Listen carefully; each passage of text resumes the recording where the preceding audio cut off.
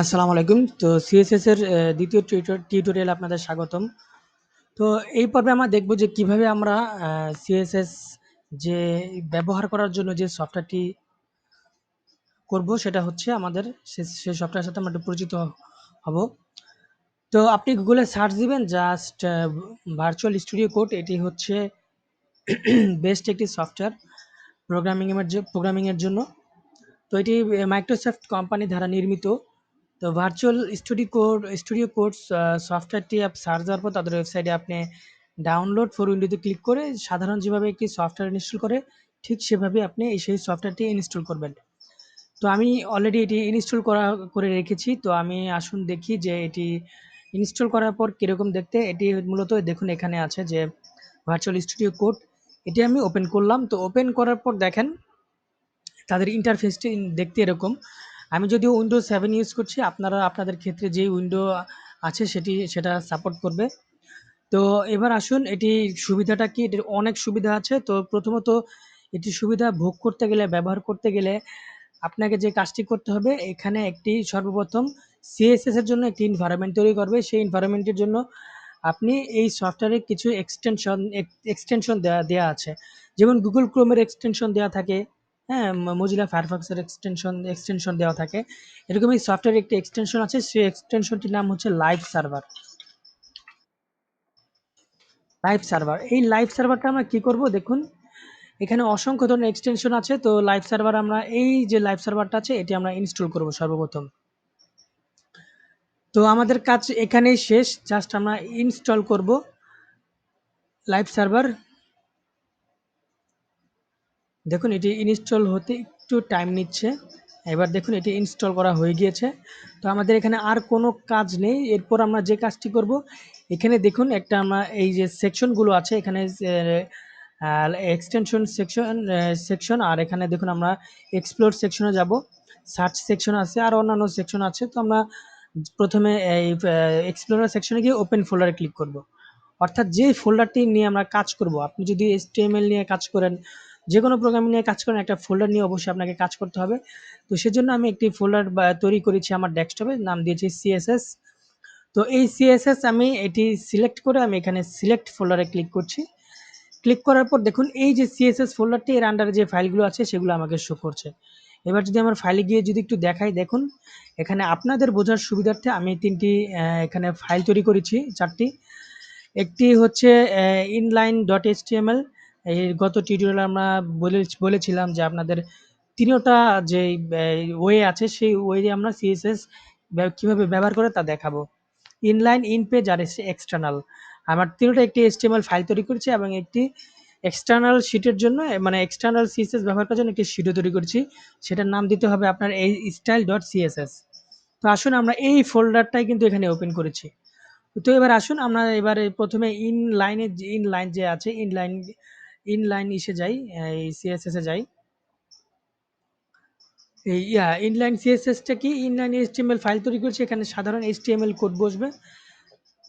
তো এটা আমরা যে একটা লাইভ সার্ভার এক্সটেনশন ইনস্টল করেছিলাম, এটা আমরা এখানে ওপেন করব। ওপেন উইথ রাইট ক্লিক করে ওপেন উইথ লাইভ সার্ভার। তারপর এটি আমাদের ব্রাউজার দিয়ে ওপেন হবে। দেখুন এখানে লেখা আসছে ইনলাইন সিএসএস। আমরা যদি এখানে কোনো লেখাটা চেঞ্জ করলে, সাপোজ ধরুন ইনলাইনের আইটা আমি বড় হাতের করে সেভ দেই। সেভ দেওয়ার সাথে সাথে দেখুন সে অটো কিন্তু এখানে আমাকে রিফ্রেশ দেয়া লাগছে না। দেখেন, এবার আমি আপনাদের বোঝানোর সুবিধার্থে দিচ্ছি। এই যে দেখুন। আচ্ছা, এবার যদি আমি এখানে লিখি ইনলাইন সিএসএস এক্সাম্পল। এবার যদি আমি সেভ দেই, দেখুন এখানে আমার একটু অটো রিলোড নিয়ে নিচ্ছে। অর্থাৎ এটার একটি বড় সুবিধা হচ্ছে যে এই লাইভ সার্ভারে আপনি এই কোনো রিফ্রেশ দেওয়া লাগবে না। এখন আমি এখানে যদি কোনো কিছু লিখে সেভ দিই, এটা অটোমেটিক কিন্তু এটা অ্যাড হয়ে যাবে। আচ্ছা,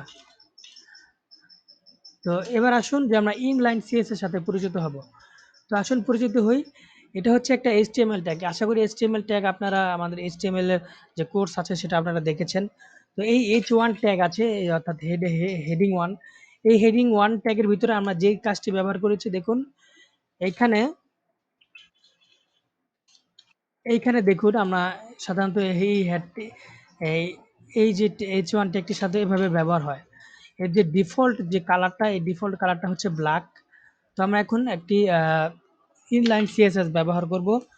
তো আমি সিএসএস ব্যবহার করতে হলে আপনাকে অবশ্যই স্টাইল শব্দটি লিখতে হবে। লেখার পর আপনি যেই প্রপার্টি ব্যবহার করতে চান, অর্থাৎ যেই সিএসএস এর যে প্রপার্টি সেটি আপনাকে লিখতে হবে। সরি, প্রপার্টি না, অর্থাৎ এটার যে কি বলে, সিএসএস এর যে আপনার যেই এলিমেন্টটি ব্যবহার করতে চান, এলিমেন্ট এটার প্রপার্টি, তারপর আপনি এর প্রপার্টি দিবেন। দেখুন এটা আমাকে কিন্তু খুব কমই কিন্তু টাইপ করতে হচ্ছে, এটা অটো কিন্তু টাইপ হয়ে যাচ্ছে। এখন যদি আমি রেড দেই, দেখুন এটা অটোমেটিক রেড কালার আমাকে বলছে। এবার সেভ দিয়ে দেখুন এটা রেড কালার হয়ে গিয়েছে। ঠিক আছে? তো এইভাবে খুব সহজেই কিন্তু আপনি এটা এই করতে পারেন, হ্যাঁ? আচ্ছা, অর্থাৎ এটা হচ্ছে ইনলাইন সিএসএস। এবার আসুন আমরা এক্সটার্নাল সিএসএসটা দেখব। সরি, ইন পেজ সিএসএসটা দেখব। ইন পেজ সিএসএসটা দেখুন, আমরা যদি লাইভ সার্ভার দিয়ে ওপেন করি, লাইভ সার্ভার দিয়ে ওপেন দেখুন এটি কালার গ্রিন দেখাচ্ছে। এই দেখুন এটির এখানে কিন্তু আমরা ইনলাইনে এখানে এই ইন পেজে কিন্তু আমরা এটি এখানে ইনলাইনের মতো সিএসএস ব্যবহার করিনি। আমি এটি সেভ দিচ্ছি, সেভ দিয়ে দেখুন এটি অটো সেভ হয়ে যাচ্ছে। তারপর আমি কি করেছি, এই যে হেডিং ট্যাগ আছে, এই যে হেডিং ট্যাগটা এখানে শুরু হয়েছে এবং নিচে গিয়ে শেষ হচ্ছে, এর মাঝখানে আমি এই স্টাইল ট্যাগটি আমি ব্যবহার করেছি এতটুকু। ঠিক আছে? অর্থাৎ আমাকে স্টাইল ট্যাগ শুরু এবং শেষ করতে হবে এখানে। মাঝখানে আমি হেডিং ট্যাগটি এখানে নিয়েছি। ঠিক আছে? সাপোজ ধরুন আমি এখানে যদি একটি প্যারাগ্রাফ ব্যবহার করি, এই দেখুন প্যারাগ্রাফ,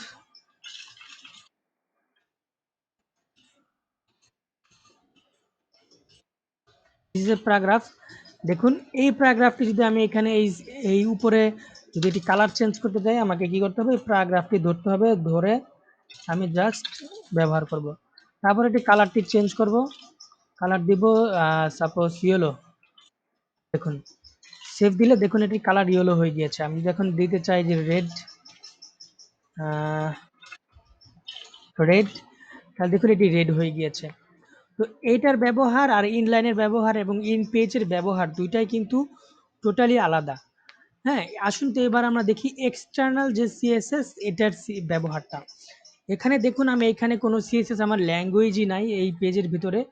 আমি জাস্ট এই হেডিং ট্যাগের ভেতরে আমি ওকে বলে দিয়েছি যে এই একটা কোডের মাধ্যমে, হ্যাঁ, এটা আমরা এই লিঙ্ক ট্যাগটা আমরা HTML এর আমরা দেখেছি কিভাবে ব্যবহার করতে হয়। আপনারা আশা করি আপনাদের বলা লাগবে না। এটি আমার একটা শিটকে আমরা রেফারেল করেছি। টাইপ হচ্ছে এটি টেক্সট। আর এটার লোকেশন হচ্ছে এইখানে, অর্থাৎ এই ফোল্ডারের ভেতরেই, যেটি হচ্ছে style.css। এই যে দেখুন style.css। তো এটার মজার বিষয়টা কি, এখানে কোনো সিএসএস আপনি কোড পাবেনই না। আমি যদি এখন এখানে যদি এই ওপেন করি এই css.style, দেখুন এটা আমি আগে লাইভ সার্ভার দিয়ে ওপেন করি আপনাদের বোঝার সুবিধার্থে। Open with live server. দেখুন এটার কালারটা হচ্ছে গ্রে কালার। আমি গ্রে কালার দিয়েছি এক্সটার্নাল শিটের জন্য। এখন আমি সিএসএস ফোল্ডারে গিয়ে যদি আমি এটি রেড কালার চয়েস করি, দেখুন এটি কিন্তু রেড হয়ে যাচ্ছে। দেখেছেন? এটা কিন্তু রেড হয়ে যাচ্ছে। আমি যদি আবার ইয়েলো যদি দেই, দেখুন এটি সেভ করলে ইয়েলো হয়ে যাচ্ছে। এবং এটা যদি ব্লু দেই, দেখুন এটা কিন্তু ব্লু হয়ে যাচ্ছে। তো আসলে এক্সটার্নাল পেজে আমরা আরেকটি ট্যাগ অ্যাড করি, সেটা হচ্ছে পি ট্যাগ। পি ট্যাগের ভিতরে আমরা লিখলাম যে ইনলাইন পেজের মতো। তো আমরা এক্সটার্নাল শিটে গিয়ে আমরা এখানে সেটির কালার চেঞ্জ করব। জাস্ট আমি পি লিখবো, পি লিখে এখানে এখানে আমি কালারটি দিয়ে দিব। দেখুন খুব সিম্পল।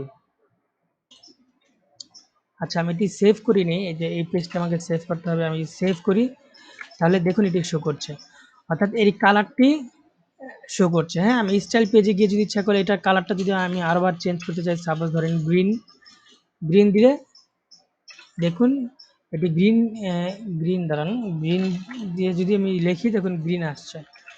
তারপর যদি আমি আরও কালার যদি আমি দিতে চাই, সাপোজ ধরেন ইয়েলো গ্রিন দিলে কিন্তু এটি শো করছে। রেড দিলে, আচ্ছা রেড, এই কালারটা দিয়ে দেখুন এই কালারটা শো করছে। রেড যদি দেই, রেড কালারটাও কিন্তু শো করবে। তো এভাবে মূলত ব্যবহার করা হয়। আচ্ছা, আমরা আরেকটা প্রপার্টি ব্যবহার করি, সেটা হচ্ছে ফন্ট সাইজ। ঠিক আছে? ফন্ট সাইজ এটা আমরা দিব 20 পিক্সেল, হ্যাঁ? 20 পিক্সেল দিয়ে যদি আমি সেভ দেই, দেখুন এটার সাইজটা কিন্তু বড় হয়ে যাচ্ছে। অর্থাৎ এই যে আমরা সিএসএস কোডটা যে ব্যবহার করছি, ঠিক এটা কিন্তু আমাদের এইখানে কোনো সম্পর্ক নেই। এইখানে দেখুন আমার কোডিং কোডিং কিন্তু এত করা হচ্ছে না, যেমন ইনলাইন পেজে আমরা অনেক এক্সট্রা কোড করা হয়েছিল, ইন পেজও এক্সট্রা উপরে কোড করতে হয়েছে। কিন্তু এক্সটার্নাল সিএসএস এ দেখুন আপনারা, এখানে কোডিং কিন্তু তেমন করা হচ্ছে না। এখন যদি আমি এই মুহূর্তে এরকম এক্সটার্নাল পেজ সিএসএস যদি আরও 10টা পেজও খুলি এবং যদি এটা রেফারেন্স যদি আমি দিয়ে দেই, হ্যাঁ, তাহলে কিন্তু আমার কোডিংয়ের ঝামেলা কিন্তু অনেক কমে যাবে। তো আশা করি আপনারা বুঝতে পেরেছেন যে ইনলাইন সিএসএস, ইনপেজ সিএসএস এবং এক্সটার্নাল সিএসএস এর চমৎকার উদাহরণ। তো এই ভিডিওটি আর বড় করব না, আমরা নেক্সট টিউটোরিয়ালে চলে যাচ্ছি।